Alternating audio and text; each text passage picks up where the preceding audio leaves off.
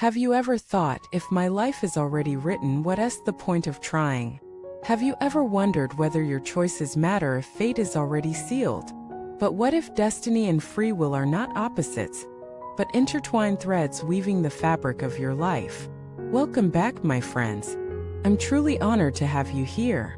Today we explore one of the most ancient and enduring questions in human history, the relationship between fate and effort, between destiny and free will. This conversation goes beyond philosophy. It touches the very core of our daily lives, our struggles, and our hopes. At some point we all ask, is it all written? Am I just playing out a script? Or do my choices shape the outcome? The truth, as revealed through the wisdom of the awakened ones, is far more beautiful and empowering than we imagine. Let us begin by exploring what we mean when we say everything is destined. In many spiritual traditions, it's taught that our life circumstances, where we are born, who we meet, the challenges we face, are not random. They arise from causes and conditions, from seeds planted in the past. This is the essence of karma, not punishment, not reward, but the natural unfolding of cause and effect. If you plant an apple seed, you don't get an orange tree. You get apples. In the same way, every thought, word, and deed creates ripples. Those ripples return not always immediately, not always predictably, but always in accordance with universal law. So in that sense, yes, there is a pattern, a design, a momentum that carries forward. But here's the key. That pattern is not fixed. It's fluid. Karma is not a jail sentence. It's a dance. And in that dance, you are not a puppet. You are a participant. This is where effort comes in. Imagine you're on a river in a boat. The river is your karma. Its current is shaped by past actions. Some parts are calm, others are rough. But you have an oar. You can steer. You can choose how to meet the current. You can avoid the rocks. You can move with grace or struggle against it. You may not control the river's course, but you control your response. And that response, that choice, is everything. The Buddha once said, "Karma is not fate. Karma is volition." This means that what truly shapes your destiny is not what happens to you, but how you meet it. Do you meet life with resistance or with wisdom? Do you react with fear or respond with compassion? Do you blame the world or awaken your responsibility? In every moment, you are planting new seeds. And those seeds will bloom in time. So yes, your life right now may be the result of past karma, but your future is being written with every breath you take. This is why effort matters.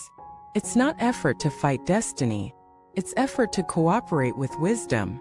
Let me share a story. There was a man who went to see a renowned master. "Master," he said, "I've been told that everything is written, that nothing I do can change my fate." The master smiled and handed him a pot filled with soil. "In this soil," he said, "is a seed that was planted long ago. Its destiny is to grow. But if you water it, it will thrive. If you neglect it, it will wither. So tell me, is its future written, or is it in your hands?" The man was silent. This is the essence of the teaching. Destiny gives you the seed. Effort gives it life. We can't always change the circumstances we inherit, but we can always choose how to move within them. And in that choice lies our liberation. Let us bring this home. Maybe you've experienced heartbreak. Was it destined? Perhaps. But how you heal from it, how you open again, that's your path to awakening. Maybe you're struggling financially. Was it due to past causes? Possibly. But how you cultivate resilience, how you seek support, how you redefine abundance, that's your power. Maybe you face betrayal, illness, loss.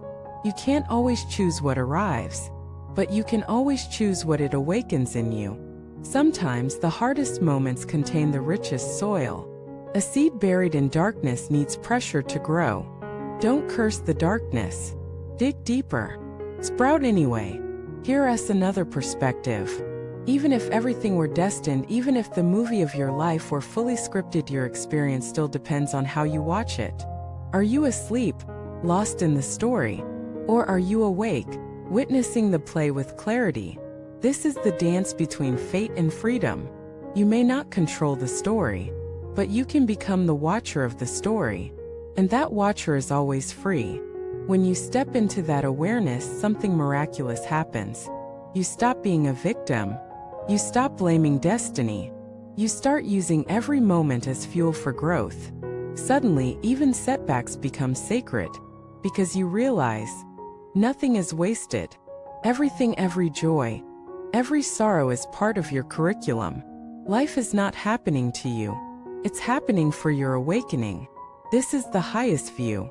Not to deny suffering, but to see it as the soil of wisdom. Not to deny destiny, but to embrace your role within it. Not to control the river, but to paddle with grace. Let me leave you with this reflection. Maybe your soul chose this life before you were born.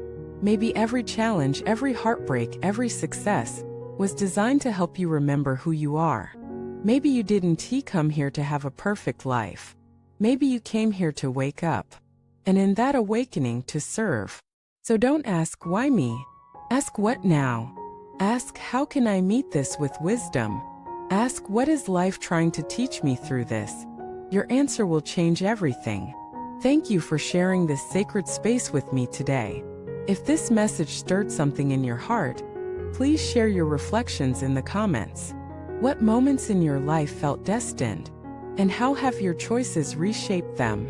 Please like this video, subscribe to the channel, and turn on notifications so you never miss another soul-expanding conversation. Until next time, walk your path with courage, choose with clarity, and trust that every step, no matter how uncertain, is part of your unfolding freedom.